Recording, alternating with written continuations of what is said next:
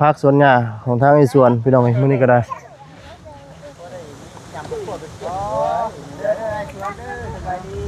โอ้สบายดีเด้อแมวกิมสบายดีบ่ได้เจอเธองามขึ้นเนาะบ่ได้งามเลยฮะคนก่อนน้องบ่ได้งามเอ้าสาย่อมางามก็งามแล้วกูนี่เนาะยังสิมีแผนการปลูกหยังนี่ปลูกบักทั่วปลูกบักแตงโอ้ขยายหัวออกอีกบ่นี่น่ะธุรกิจโอ้ธรรมดาเด้เนาะสวัสดีเด้อเนาะว่าเซียนไดยังเป็นหลอกอยู่หลอกซ่อนอยู่ขยายส่วนผักโอ้ขยายทั่วนี่แหละกว้างกว่าเก่าก็ว่าอยู่คือเปกหูเปกตาแท้ว่ะบางส่วนก็สิปลูกมักทั่วมักแตงสิตะกี้ท่านน้องคิดว่าไอ้สวนปลูกหมกมูบ่เนาะ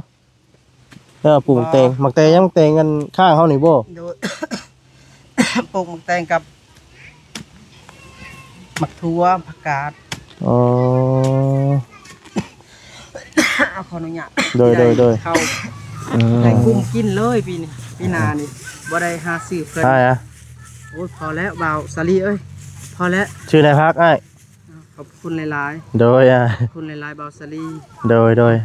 จริงๆน้ำใจตรงนี้น้อยอ้ายเนาะบ่ได้ซื้อนายพักเห็นอ้ายตั้งอกตั้งใจก็โอ้ดีใจน้ำทั้งน้องก็ได้ขอบคุณหลายๆบ่าวสาลีอีกเทื่อนึง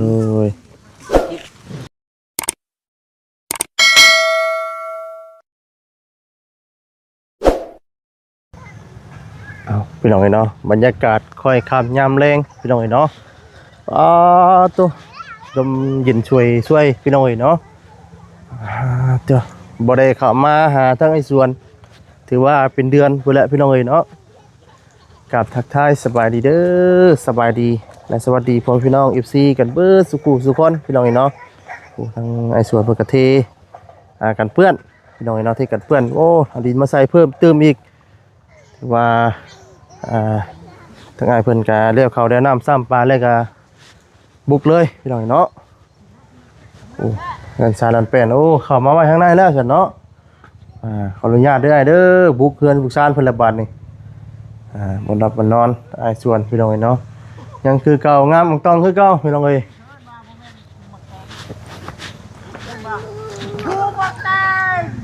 ยังทางนั้นเนาะยังนะโอ้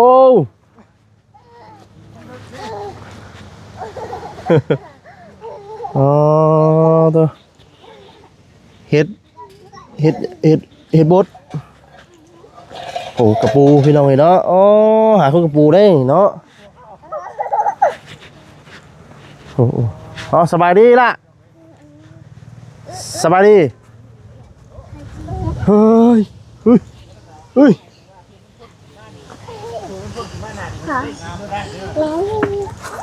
สบาย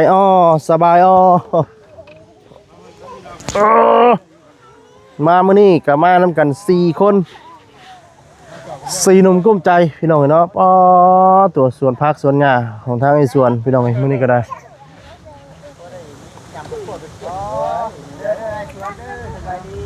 โอ้สบายดีเด้อแมวกิมสบายดีบ่ได้เจอเธองามขึ้นเนาะบ่ได้งามเลยฮะคนก่อนน้องบ่ได้งามเอ้า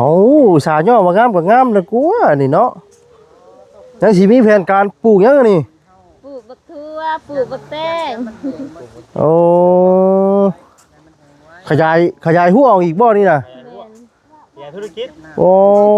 ธรรมดาเด้เนาะสวัสดีเด้อเนาะว่าเซียนตัวแล้วก็กำลังยังเป็นหลอกอยู่หลอกซ่อนอยู่ไปขายจักเทื่อแล้วนี่นวลบ่ได้ค่ะเอ้ยน้อยโอ้ยลงชื่อเลยนั่นแหละลือว่าแต่เมย์มากินมาเลยเรื่องชื่อเนาะอันนี้ปลูกยังนี่คุมขึ้นเลือกที่เอ่ยปลูกบักทั่วบักแตงผมกินคืนป่าเอาเลิกป่านี่คุณบอกซ้ำสิมือคือนึงว่ามันบ่ได้แห้งมันกุ้มหน่อยกับมันแห้งไว้บัดนี้สีปลูกแล้วสิเอาขี้เก็บมาปลูกถึงจับซ้ำไปขายจักเทื่อได้เลยเมื่อ ขายเทื่อนึง4,000 ฮะ อันนั้น ขายพักนี่บ่พักนั่งตู้นี่บ่ แม่น เป็นได้ธุรกิจบ่สลีเนี่ยน้ำได้ขายดีอยู่บ่คนไหนร้านละบ่เซน ถ้าเอายาวๆค่อยก็เด็ดสั้นๆเขาสิเอายาวเขา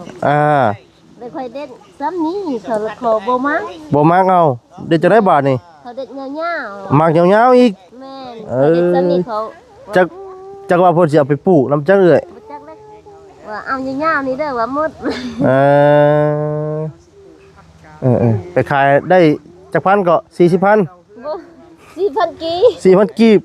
เอาขายถุงเท่าไหร่ซะ 2,000 ถุงละ2,000หลายเติบบ่ถุง2,000น่ะ หลายเติบ เออหลังจากแล้วเขาได้น้ำซ้ำปากก็มาให้ธุรกิจพืชผักเนาะเออดีใจน้ำที่ว่าทั้งเอ้ยเพิ่นก็โอ้รู้จักเฮ็ดรู้จักหารู้จักสร้างเนาะถือว่าตุ้ยขึ้นกูเก่าอยู่บัดนี้บ่ได้ จอดจนสิล้มว่าสิตุย เป็นจังไดกินข้าวแซ่บคือเก่าอยู่บ่ แซ่บอยู่ เออ คือบ่ตุยคนจอย กด โอ้ยพี่น้องอีเนาะทางเอ้ยนวลมื้อนี้ก็ เอ้ยน้อย เอ้ยน้อยเนาะโอ้ยลงขอโทษขออภัยหลายๆเอ้ยลืมชื่อเลยผู้ใดไปทางเรื่อยโพดโจมอีหลีโจมคือหมู่เป็นจังได บ่เซนบ่ซูรี่ไปเห็นมาน้องสายบ่เซน เออ บ่ซูรี่ คิดฮอดบ่ กินฮอดอยู่เพิ่งบ่ได้เห็น อันนี้มื้อนี้ก็แวะเวียนเข้ามาอัปเดตหรือว่ามาเบิ่งมาดินน้ำเอ้ยเอ้ยน้อยพี่น้องน้ำมื้อนี้ก็ได้เนาะถือว่ามากัน เบิ่งคลิปนำนาบ่าวมื้อนั้นว่าบ่ซูรี่ว่าบ่ได้แวะหาแม่ไปกินกับพ่อไปกินบ่เซนบ่ซูรี่ ว่าน้ำคลิปโทรศัพท์บ่ดวง โดยพี่น้องเนาะดีใจน้ำที่ว่าเฮ็ดจากมือแล้วเอ้ยนี่ มือเดียว มื้อวานนี่ก็คือมื้อเช้านี่ มื้อสาวนี่ว่านี่ เช้านี้กับวันนี้โอ้วันนี้เผาขี้เกียจได้คุมเลย โอ้บ่ได้บ่ได้เผาอยู่ข้างนอกบ่เอ้ยเผาอยู่นอกเลยก็จังมาตักใส่อันนี้ก็ปลูกข่าปลูก5กันสิได้เอ้ยบ่ได้มันแตกกอขึ้นข่านี่ก็ขายได้เด้ข่านี่ดีใจน้ำอันนี้สิปลูกหมักแตงบ่กับหมักทั่ว ปลูกแล้วเมื่อวานนี่ปลูกนะ ปลูกแล้วบ่นี่น่ะ แม่น ปลาตัวตะกี้ว่าคุมบักมูข้างนอกคิดว่าคุมบักมูได้เลย มื้อเช้านี่ก็ตัดฟืนไปขายเขาสั่งแล้วก็ตัดฟืน ตัดพื้น1,500,000 ไปคนให้เขาซ้ำเขาสิต้มเหลาคืนใหญ่ อ๋อโดย เขาบ่ได้เอา โดย เขาให้เส้นห้าเลยซื้อในบักทัว แล้วก็มาปลูกเป็นได้อยู่ดีมีแห้งอยู่แล้วว่าบ่ได้เจ็บบ่ได้เป็นบ่ได้ไข้บ่ได้ไอบ่มื้อนั้นก็ไปเป่าพมกินเจ็บหลัง เฮ็ดเวียกหลายเนาะ ไปเป่า3-4 มื้อพุ่นแหละ เพิ่นว่าเป็นนี่ได้คือ เจ็บทั้งหล่างเลยเจ็บคอไปเป่า บ่ได้ไปหาหมอว่าจ้ะ ไปหาหมอพุ่นแหละ หาหมอผู้แล้วเพศหมอซักผู้แล้วไปทางเป้าบ่ เป่าพุ่นแหละ โดยพี่น้องเนาะ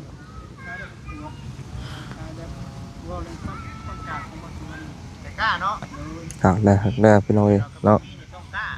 เฮ็ดยังกินชูพวกกินมื้อนี้ แกงเฮ็ดอันนั้นบดแห้งและหอย ไปขุดเอาบ่มื้อนี้น่ะ แม่นเมื่อวานนี่ก็ไป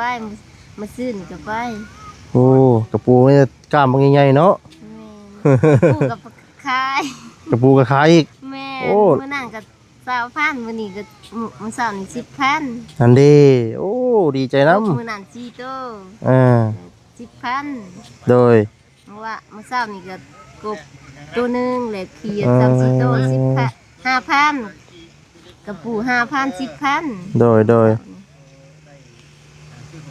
แล้วก่อนพอดีมีเงินมีแห้ง อืม บ่ได้อยู่เฮือนไปคุมือ โดยโอ้ยไอโอ้ยกินวัดเดี๋ยวพี่น้องทั้งนี้ก็ได้อากาศเปลี่ยนเลยติดได้บ่อยนี่ ติดเลย พดน้ำอยู่บ่เลย รถคุมือ เออ อันนี้มัน ฮดตอนเช้าบ่คือตอนแรงเอาฮดไปเรื่อยๆเลยเป็นนั่นเด้นี่มีราคาได้อ้อยนี่อ้อยหวานได้นี่ว้าวตัว โอ้ยนานคักเนาะแตงเพิ่นพี่น้องบ้านเพิ่นได้บาสลีโดยหวังว่าจะได้เจอกันอีกนะ เด้อเด้อ โดย เฮ็ดเฮือนให้ลูกมี โชคดีเนาะหวังว่าจะได้เจอกันอีกเนาะสวัสดี โอ้มาพี่พอกิมเนาะเอาสบายดีไอ้ เอาสบายดีบาสลีเพิ่น โอ้ บ่ได้มาเฮิง เป็นได้บ่ฮาเฮิงนะ แจ้งอยู่บ่บาสลี แจ้งอยู่บ่ได้มาเฮิงเป็นจังได๋ อันนี้ก็บาส่วนขยายส่วนผัก โอ้ ขยายทั่วนี่แหละกว้างกว่าเก่า ก็ว่าอยู่คือแปลกหูแปลกตาแท้ว่ะ บาส่วนก็สิปลูกมักทั่วมักแตงสิ ตะกี้ถ้าน้องคิดว่าไอ้สวนปลูกหมกหมูบ่เนาะปลูกหมักแตงยังแตงกันข้างเฮานี่บ่ โดย ปลูกมักแตงกับมักทั่วผักกาด อ๋อ เอาขออนุญาต โดยไอ้เนาะช่วงนี้ ให้ โหลมออกไอ้ ลมออก เออบ างส่วนนี่บ่มีแนวเฮ็ดก็ เฮ็ เฮ็ ด ดไป เห็ดหัวนี่ได้จักมื้อแล้วไอ้เห็ดหัวนี่ สิสามมื้อ 3 มื้ออ๋อห้วยหาไม้หาแค่มาตอกเนาะ โดย อ๋อ อันนี้ก็ตะปูผู้หลักผู้ใหญ่ ตัวที่เรือน่ะเนาะ โดย โอ้ดีได้ไอ้ที่ว่าเฮ็ดมาเกิดมาเฮ็ดเป็นประโยชน์ได้โอ้ชมเชย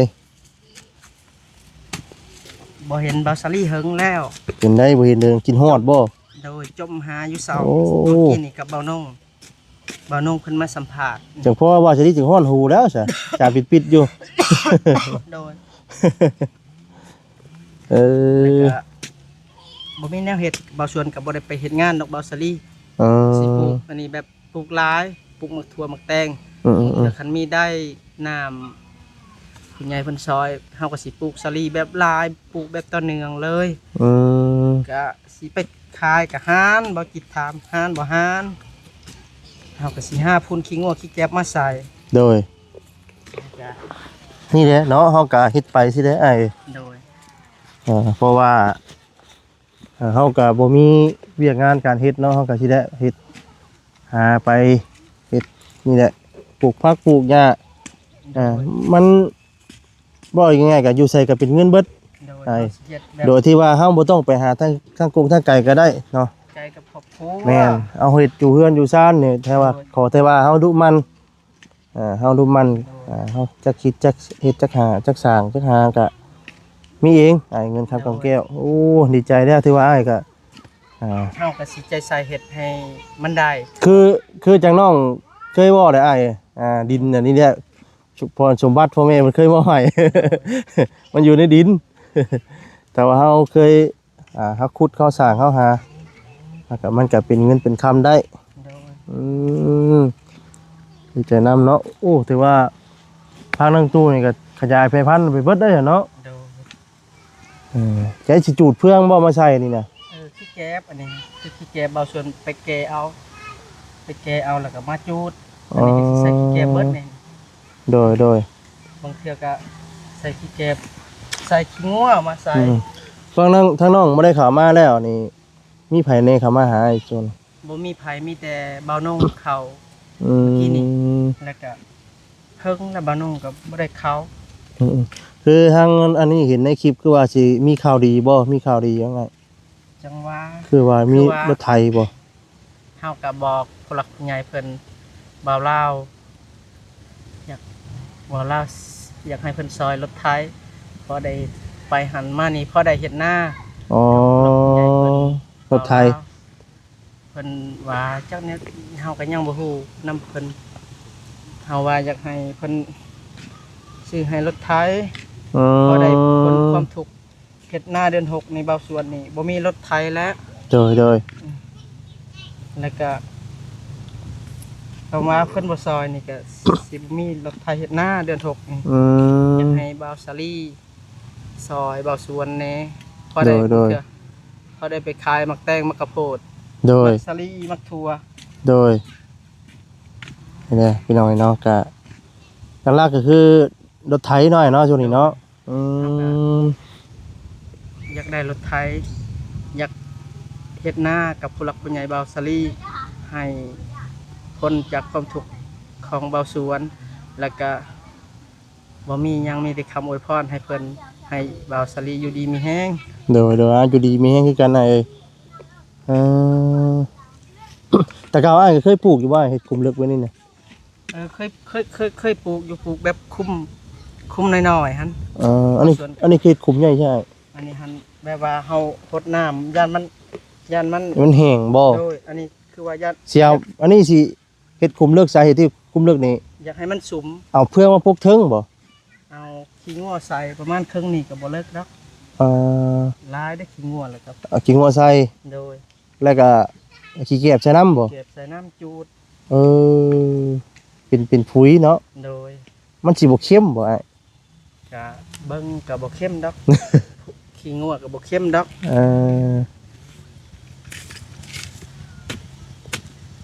นี่กลับมาหาทางอ้ายเพิ่นพี่น้องใครเราดินอ่อนน้อยเนาะโดยดินดีไซน์ช่วงนี้ยังอ่อนเบาสลีไปบ้านปะกล้วยบ่มื้อนี้โดยอ้ายแม่นแล้วไปอัปเดตเรือนของทางนวลโดยเพิ่นกำลังเฮ็ดเรือนอ้ายตัวนี้ก็ตอนนี้เพิ่นกำลังใส่แป้นแล้วก็เข้าเส้นมื้อนี้โดยบางส่วนก็ได้เงินนำผู้หลักผู้ใหญ่เพิ่นบ่าวแสนน้องบ่าวแสนเพิ่นเอาให้ได้ซื้อในมักถั่วแล้วก็สิได้ปลูกให้มันได้ขาย 3-4 ล้านเลยปีนี้หั่นบ่าวสลีโอ้ดีใจนะมาเอ้ยเฮาสิใจใส่แบบมื้อเช้ามื้อแลงเวลาเป็นเวลาเฮาก็สิเฮ็ด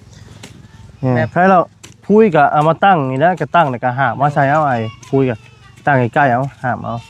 อยู่กับครอบครัวนี่แหละพอได้แท้ครับบ่ได้ไปเฮ็ดเหตุการณ์ทางใดก็ปลูกผักปลูกหยังเงี้ยเนาะบางเทื่อก็บ่ได้ซื้อเพิ่นนี่สิได้พอได้อยู่ได้กินหน่อยเนาะอยู่ได้กินครั้งแรกว่ะพี่น้องเอ้ยเนาะเข้ามาแล้วป่ะคือกว้างแท้ว่าซั่นพี่น้องเอ้ยว้าทมดินนาบ้านหั่นบ่าวสวนทมดินนาบ้านหั่น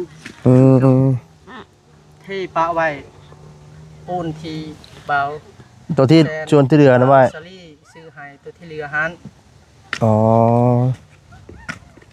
ดีแล้วไอ้ที่ว่าถมเพิ่มเติมตัวเอาเนาะดีแล้วเบิ้ลมีบ่ยาทุ่งยางบ่ย่าคำมืดแล้วก็ยาที่ไอ้มันคำได้บ่มีทุ่งยางเอาไปยังทุ่งยางไอ้ว่าสิเก็บพักหน้าตู้ให้บาวสลีมามื้อหน้าให้เป็นยังดอกไอ้มามื้อหน้าให้บาวสวนได้เก็บมักถั่วมักแตงให้ผู้หลักผู้ใหญ่บาวสลีบาวแสนที่เพิ่นให้แนวมักถั่วให้เงินหันโดยหักตอนเพิ่นมาอันนี้ก็บ่มีหยังแล้วผู้หลักผู้ใหญ่มาก็ได้โดยบ่มีหยังคือกันอ้ายท่านนึงท่านน้องก็มาอัปเดตเดี๋ยวมาเล่นน้ำอ้ายแหละมื้อนี้ก็ได้บ่ได้มาแต่โดนได้พี่น้องเนาะไปเดี๋ยวแวะมาแต่พุ่นแล้วก็ไปคำต้องลองบ่พี่น้องแล้วก็ชัดมาพี่เลยแล้วก็มาอัปเดตเทื่อในสวนเลยพี่ซั่นพี่น้องนำมาเบิ่งก่อนอยากได้รถไถบาวสลีพอให้คนความยังบ่ทันได้ไล่บ่ใช่แล้วก็บอกแล้วเบาลาวเพิ่นก็ยังคนฟ้าพังเบิ่งเพิ่น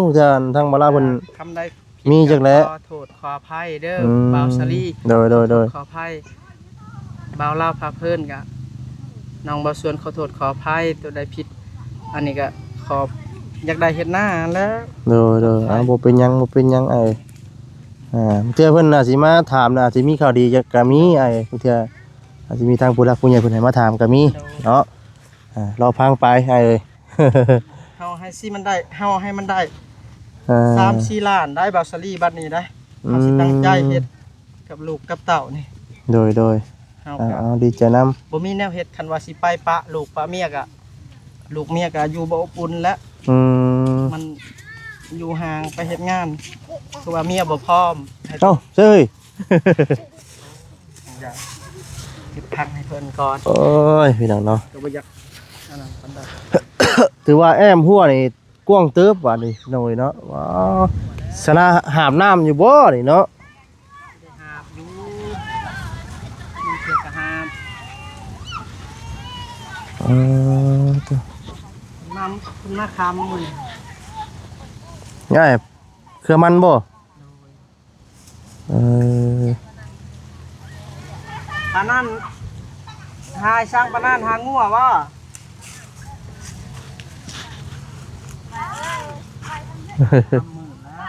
คำแล้วพี่น้องเอ้ยเนาะ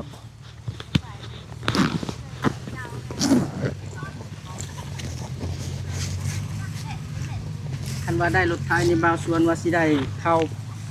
ให้กุ้มกินเลยปีนี้ปีหน้านี่บ่ได้หาซื้อเพิ่น ใช่อะ โอ้ยพอแล้วบ่าวสาลีเอ้ยพอแล้ว ชื่อนายพักอ้าย ขอบคุณหลาย โดยอ่ะ ๆขอบคุณหลายๆบ่าวสาลี โดยอ่ะ อยู่ จ ดี ริงๆน้ำใจนิดหน่อยอ้ายเอ้ยเนาะบ่ได้ซื้อนายพักเห็นอ้ายตั้งอกตั้งใจก็โอ้ดีใจน้ำทั้งน้องก็ได้ ขอบคุณหลายๆบ่าวสาลีอีกเทื่อห โด นึง ย เก็บผักมาให้เพิ่น ดีใจน้ำอ้ายสวนนะพี่น้องที่ว่าแล้วก็เฮ็ดเทือนอีสานแล้วก็โอ้ตั้งอกตั้งใจเนาะเฮ็ดปลูกผักปลูกพอได้อยู่ได้กินแล้วก็ได้ขายเนาะจักเฮ็ดจักสร้างจักหาอื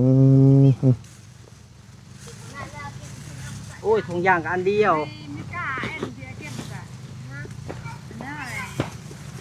หมอพายได้ย่าหมอพายได้อาการหมอพายใส่ยูริเซลมาโด อ้าวพี่น้อง เก่งแล้ว กะเรือไม่ได้กะถึงลูกเขา เออ ผักกะ พักนางตู้คือว่า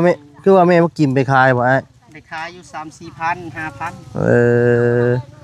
ถุงเบ็ดได้ชำไรถุง4-5,000นะไอ้ ลาย หลายเติบบ่ซ้ำบ่นี่น่ะ เต็ม เต็มนี่เลย 4-5,000 4-5,000 โอ้ เอาบันมันงามๆก่อน คือขายถูกแท้ 4-5,000บ่ฮอด10บ่บ่ได้5,000บ่ได้ถึง5,000บ่ บ่คือเฮาไปขายเองมันบ่พอหลายก็ขายพอได้ลูกอันนั้นลูกซื้อขนมนี่นะ อ๋อตัวที่มันแก่เนี่ยเด็ดปลายออกไอ้เด็ดยอดออกให้มันแตกไหมนี่ตัวยอดแข็งๆนี่เล็ดออกแล้วก็ให้ มันปรุงไม้ แห่โป่งไม้มันจะงามไอ้ในกับห้วยอีกก็ได้แล้วในพุดนานแล้วก็ห้วยอีกกันมันก็แพร่กันอีก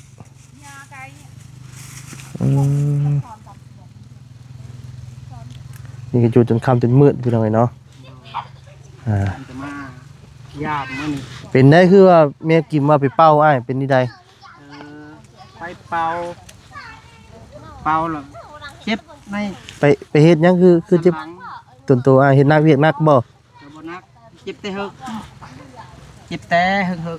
อ๋อใครแน่ล่ะบ่เศร้าล่ะบ่ โดยพอเฮ็ดเวียกได้แล้วบัดนี้ อืม เฮามักไปเป่าวันศิลดอกเฮา โดย เคยเป่าบ้านบ่ส่วนเคยเป่าแบบนั้น อ๋อบ่ได้ไปหาแพทย์หาหมอบ่ ก็ซักอยู่ ซักอยู่เนาะ โดย อ๋อโดยพี่น้องเอ้ยตัวนี้ปลูกนี่ใช่ตัวนี้คุมน้อยๆนี่ ปลูกมะทั่วอันนี้คุมแม่บ่กิมมันนี่ฮะ อ๋อ บ่ส่วนนี่มันบ่คักในบ่คักในใจบ่ส่วนแล้วก็เฮ็ดคุมใหญ่ เออ บ่คักแล้วก็เฮ็ดคุมใหญ่ กี่ว่าเอ้าคือขุดคุมคือเกี่ยวปลูกหมู่บ่เนาะ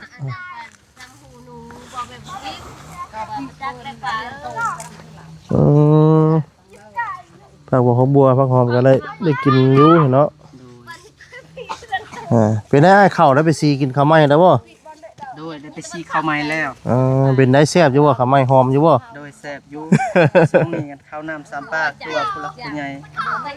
บ่ซอยก็ได้ยังพออยู่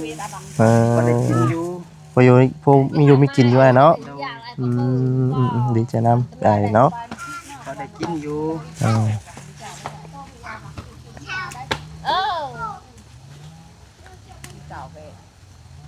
ผักเสริมอันนี้ผักเสริมผักเสริมนี่พอได้ใส่แจว ใส่แจว โดยกระพุ้ยกับตั้งไว้พุ่นได้ไอ้มันกระพุ้ย อยู่ในและ มาตั้งอยู่กลางก็ได้ยังพวกจังโมหาดไกล เฮ็ดปลูกมะทั่วก็ให้มันได้หลายปีนี้ฮะให้มันเป็นให้ได้คำได้ขาย เดี๋ยวมันงามๆเลยทั้งบอชรีสีมาต้อนไหม โดยเฮ็ดหน้าก็ให้มันได้เข้าร้อย ปีนาพุ่นละ โดย เข้าร้อยสอบอันนี้คือว่าของตอน ขอบใจอะไรเนาะ บ่มีสั่ง ขอบใจอะไร ทั่วบ่ถึง3เปอร์เซ็นต์ก็ได้ ข ไม่ อบ มี ใจ ทง อะไร ยางนะมั้ง นี่แต่สิกลับก่อนได้บัดนี้เนาะ ทงยางอันเดียวทงยางขาด พอแล้วเนาะขอบใจอะไร นี่ทงยางเขาเลยเนี่ยเบิ่งก็เด้อเบาเด้อก ลับก่อนได้เลยโดยกลับแล้วพอแล้ว สบายดีเพิ่นก่อน โดย อ่ะสบายดีเบาสลี เด้อ ทำอยู่ดีมีแห้งอายุมันควันยืนกับผู้หลักผู้ใหญ่เมื่อสุขคนมานํกันนะ โดยสาธุอยู่ดีมีแห้งขึ้นกันได้เลยปะเนาะขามือตื่นตาแล้วพักผ่อนก่อนได้เลย ให้เพิ่นออกก่อนส่วนให้เพิ่นออกก่อน โอ้ยไอ้ว่าบ่ได้มาเป็นเดือนยักเนาะโอ้หูสบายดีเด้อ สบายดี อู้ วันนี้ ใช้ชุกเดี๋ยวบอกกันกับข้าวกับน้ำเลยหิวข้าวได้ทางนี้เนาะ แกงกระปู โอเคเลยครับก่อนเด้อเนาะสบายดีเด้อเนาะสบายดีกลับก่อนเนาะพี่น้องเอ้ย อาบน้ำอาบทาด้วยนะ โอ้ถ้าอาบน้ำบ่คำเลย เด็กน้อย เนี่ยหมอเฮือนครัวเราพี่น้องเอาไว้เข้าไปในเฮือนได้บ่ให้เข้านะ โดยอยู่ในก็มี เอ ในนี้ก็มี โดยไปสาวพี่น้องนั้นลาไปก่อนเนาะ มื้อหน้าจะสิเอาประกวดแต่งเต้นก่อนเด้อ โดยไปสาวพี่น้องเนาะสำหรับที่นี่ลำลาไปก่อนอยู่ดีมีให้ทุกท่านทุกคนนะพี่น้องเด้อเนาะคำว่าคำจ่าได้ทางบาสดีเนาะบาบุมวลนทูเนาะขอโทษขออภัยนั่นมันลายพี่น้องเนาะสำหรับที่นี่ลำลาปาจากไปก่อนแล้วอยู่ดีมีให้ทุกท่านทุกคนเนาะสำบายดีพี่น้องเนาะสำบายดี